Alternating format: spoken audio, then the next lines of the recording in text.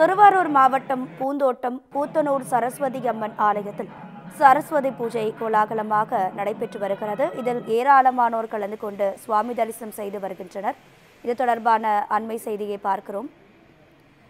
முதலாக பள்ளிக்கு செல்லும் குழந்தைகளுக்கு வித்யாரம்பம் செய்து வரிசையில் நின்று பக்தர்கள் சுவாமி தரிசனம் செய்து வருகின்றனர்.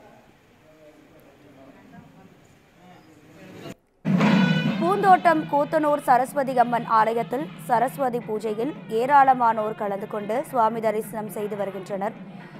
இன்று நாடு முழுவதும் சரஸ்வதி பூஜை பக்தர்களால் கோலாகலமாக கொண்டாடப்பட்டு வரக்கூடிய நிலையில் தற்போது திருவாரூர் மாவட்டத்தில் உள்ள கூத்தனூர் சரஸ்வதி அம்மன் ஆலயத்தில் குழந்தைகளுக்கு வித்யாரம்பம் செய்து வைத்து ஏராளமான பக்தர்கள் சரஸ்வதி அம்மனை தரிசனம் செய்து வருகின்றனர். இது தொடர்பான அண்மை செய்தியை பார்க்கிறோம்.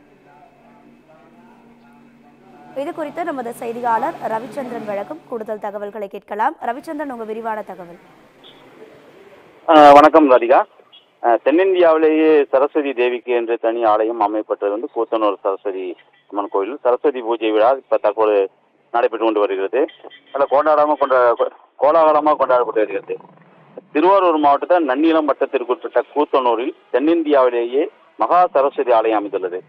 இங்குதான் சரஸ்வதிக்குன்னு தனி ஆலயம் அமைந்துள்ளது. ஒட்டக்கூத்தர் என்னும் தமிழ் புலவருக்கு சரஸ்வதி தேவியின் அருள் கிடைக்கப்பட்டு ஒட்டக்கூத்தர் வழிபட்டதால் இந்த ஊர் கூத்தனூர் என பெயர் பெற்றது. இவ்வாறு வரலாற்று சிறப்புமிக்க இந்த ஆலயத்தில் தேர்வுக்கு செல்லும் மாணவ மாணவிகள் பேனா, பென்சில், நோட்டு புத்தகம், வெள்ளை தாமரை கொண்டு தேர்வில் வெற்றி பெற வேண்டி இந்த அம்மனை தரிசித்து செல்வது வழக்கம்.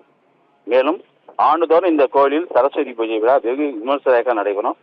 இந்த வருட விழாவை முன்னிட்டு சரஸ்வதி அம்மனுக்கு சிறப்பு அபிஷேக ஆராதனை, சிறப்பு அலங்காரம் செய்து சரஸ்வதி பூஜை விழா வெகு விமர்சையாக நடைபெற்று வருகிறது. இந்த சரஸ்வதி பூஜை விழாவில் திருவாரூர் மட்டுமல்லாது தமிழகத்திலிருந்து பல்வேறு பகுதிகளிலிருந்தும் ஏராளமான பக்தர்கள் வருகை கொண்டு வருகின்றனர்.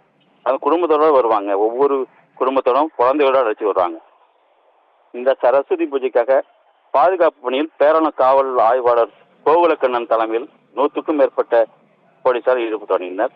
கோயில் நிர்வாகம் சார்பில் இருபுறமும் தடுப்பு அமைக்கப்பட்டு குடிநீர் வசதிகள் அமைக்கப்பட்டுள்ளது. குறிப்பாக விழாவின் முக்கிய நிகழ்வாக நாளை வித்யாரம்பம் என்னும் நிகழ்ச்சி நடைபெற உள்ளது.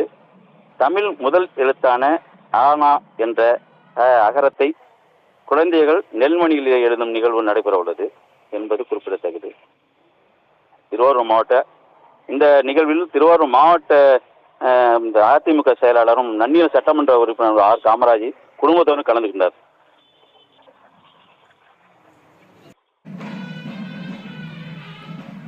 தகவல்களுக்கு நன்றி ரவிச்சந்திரன்.